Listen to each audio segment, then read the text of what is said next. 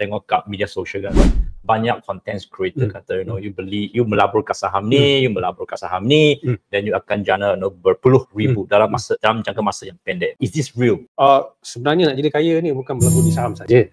Okay? Banyak lagi sektor, banyak lagi bidang yang you boleh melabur. You can venture into untuk nak jadi kaya. You buka restoran pun you boleh kaya, kan? You jadi car dealer, so you jadi kaya. So stock market ataupun pasaran saham is also one of them. Tetapi kita kena clear kita punya objektif. Okay. Most of the time bila kita kata kita nak jadi kaya, and those are sometimes accidental.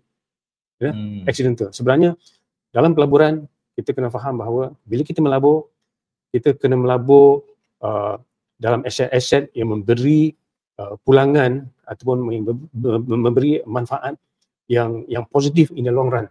Okay, sama ada dia besar atau kecil, itu bergantung kepada perubahan pasaran dan juga saham-saham yang kita pilih.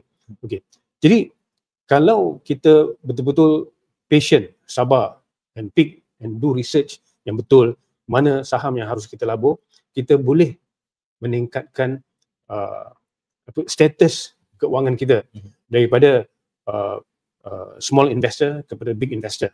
Okay, and of course at the end you can be a wealthy person because you invest. But of course kita have to take benda tu bukan sebagai satu objektif yang begitu straightforward.